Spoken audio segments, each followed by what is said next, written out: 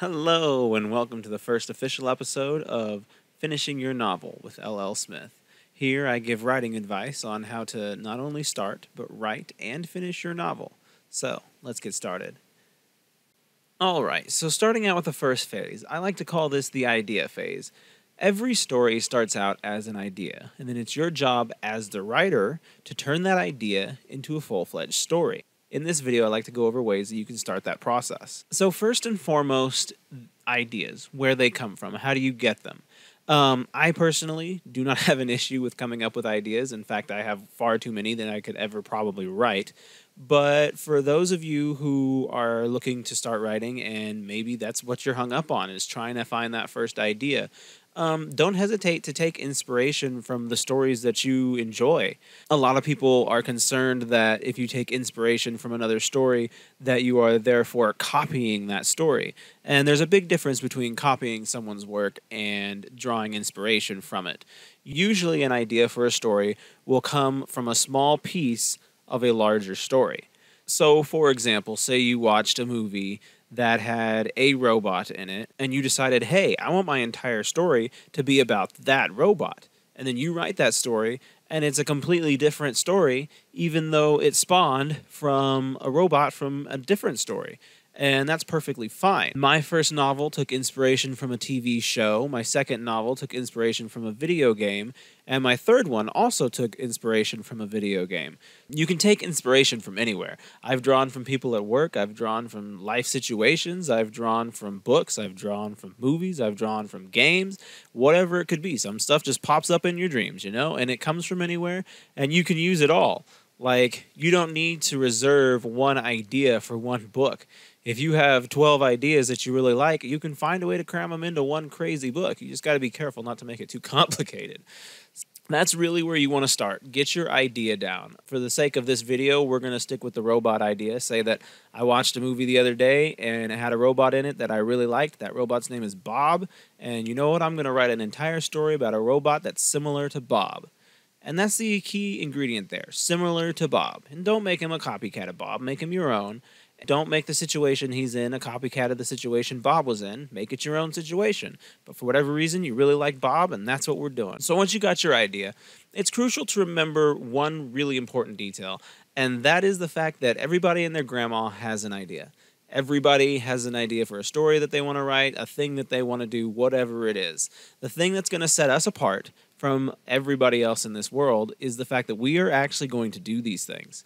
So you need to come to that realization, and you need to come to it pretty quick, because just coming up to people and saying, I have an idea, it ain't that special. So once you got your idea, and you've then decided, okay, I'm going to take this idea, I'm going to turn it into something, this is going to be something, that's when you're ready to start.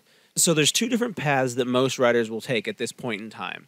If you are a discovery writer, you are someone who writes the story as it goes and you don't do any planning. You just put content to paper and boom, your book happens. And that's fine. I personally am a planner. The planners will plan out their novel well in advance before they start putting any content to paper. There is no better way to do this. It's just whichever way works best for you. I'm currently working on a discovery piece, and I have found that me personally, as a planner, it takes me a very long time to write a discovery piece. So I'm going to be teaching as a planner because that's what I am most comfortable with. So as a planner, I've come up with my idea. I'm going to write a book about Bob the robot. Now it's time to start turning this idea into something bigger. Let's make this idea grow into a story. So my next step from there will be to make an outline, usually a chapter outline. My bigger novels, I aim to have 20 chapters in each big novel. So I will write down chapters 1, 2, 3, 4, so on and so forth. And then I will name every chapter, and I will put a significant event to every chapter, because that's just my personal writing style. There's going to be something significant that happens in every chapter. Theoretically speaking, that should be your moving forward point for anything you're writing. If you're writing a chapter and nothing significant happens in there, there's kind of a problem. So that's where we'll start. I'll say chapter 1, Bob the robot goes to Earth. Chapter 2, Bob the robot blows up Earth. Chapter 3, Bob the robot goes to the moon. Okay? And just do that. 1, 2, 3, 4, all the way to 20. Typically speaking, I may not plot every chapter before I start putting content to paper. I will usually limit myself to about 15.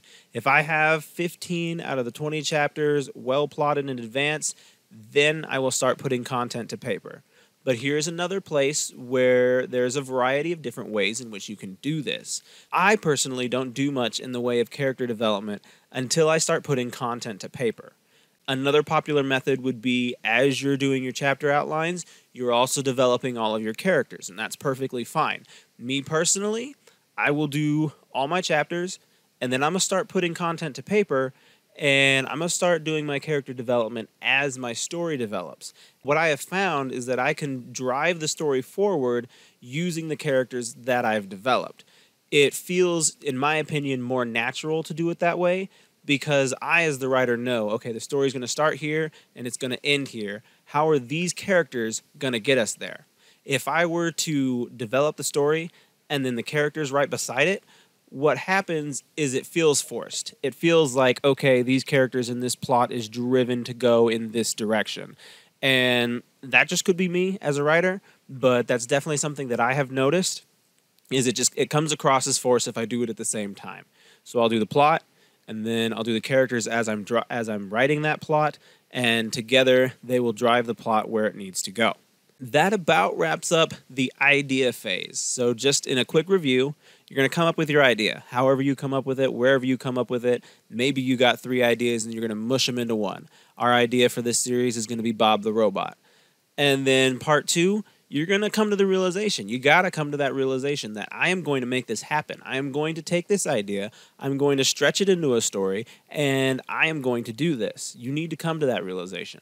Step 3 is planning it out. If you're going to be a planner like myself, that will be step 3. If you're not going to be a planner, maybe step 3 is just writing that sucker. You know, we got Bob the Robot, I'm going to do this, write it.